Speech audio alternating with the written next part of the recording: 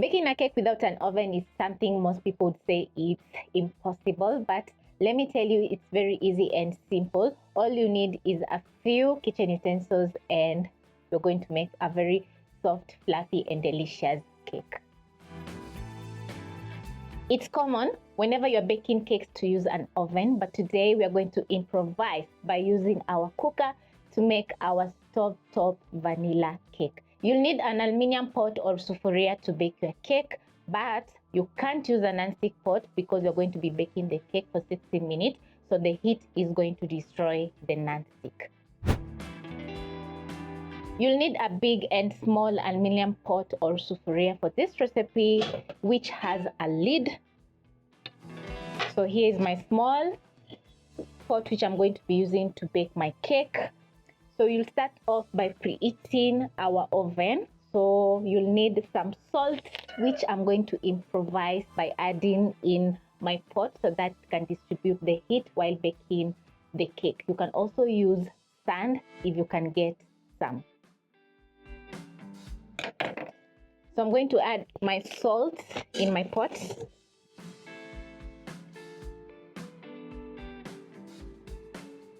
Level up your salt and over medium-low flame.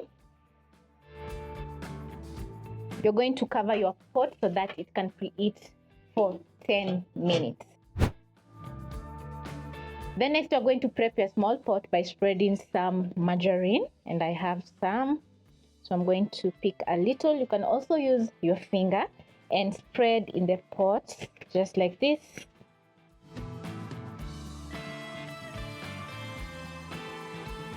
Add in a teaspoon of all-purpose flour. Then you're going to dust your baking tin with the all-purpose flour, making sure the flour coats all sides. And this is going to help the cake not to stick while baking in our oven. Once done, you're going to tap out the excess.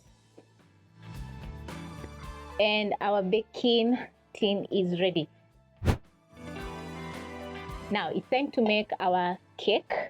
So I'm going to pick a bowl, add in my margarine,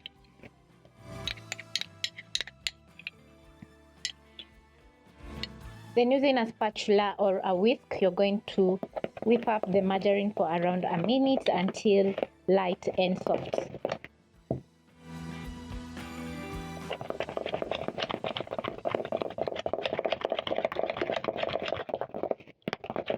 When the margarine is ready, you're going to add in your sugar. Mix in using your spatula.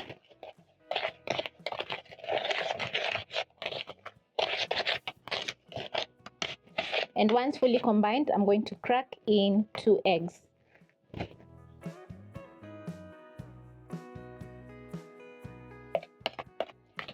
Whip up the eggs, margarine and sugar for around 2 minutes until very light and fluffy. I'm going to switch to a whisk because it's going to be much easier for me to whip up the eggs.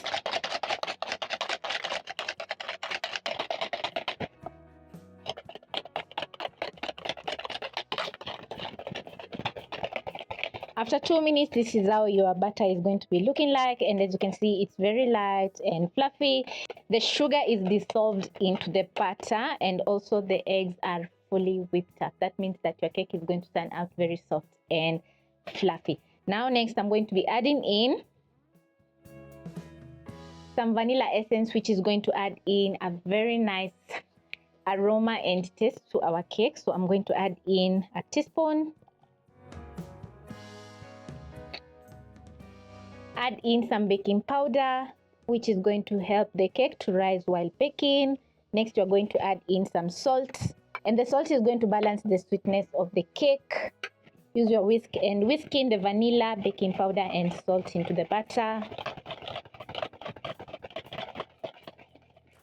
I have some all-purpose flour and milk, which I'm going to be adding in next.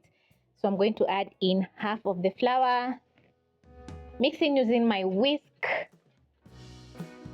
Add in a little bit of milk while I mix.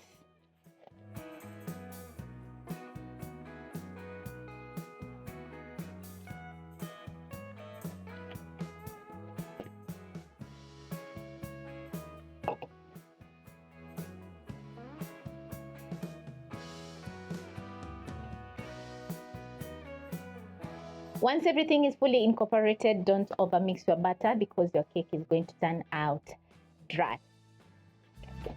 So now I'm going to pick my prepped up tin or pot, transfer in my batter.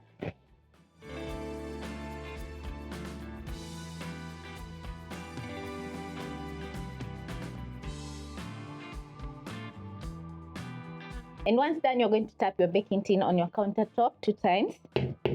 This is to level up the batter and also to release any excess air pockets in the batter. I'm going to place in my baking tin. So carefully, I'm going to pick my lid. Carefully place in the middle of the pot. Cover and bake your cake for 40 minutes. After 40 minutes, you'll notice that the cake is not browned on top, but the sides and the crust of the cake will be browned. Now, check if the cake is ready, you're going to insert a skewer. Once the skewer comes out clean, the cake is going to be ready. It's been 45 minutes and my vanilla cake is ready. Hot. So I'm going to remove the lid. Wow. I'm going to check if the cake is ready by inserting a skewer. As you can see, the skewer doesn't have any crumbs. That means that the cake is ready. Wow, I absolutely love how my vanilla cake has turned out. We have a little bit of browning.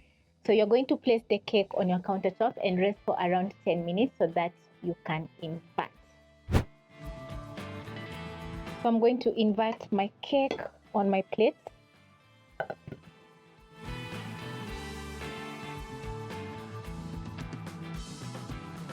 I'm super excited to slice into my cake. Wow, it's so fluffy. It's a little bit brown in the bottom, which I don't mind. But the sides are perfect and top. Pick it up and wow, just check how fluffy that cake is looking. Once I press into the cake, just like this, it springs right back up. That means that the cake is baked to perfection. So this is a very nice way that you can enjoy or bake some cake at the comfort of your home with no oven, and the cake will turn out soft, fluffy, and delicious.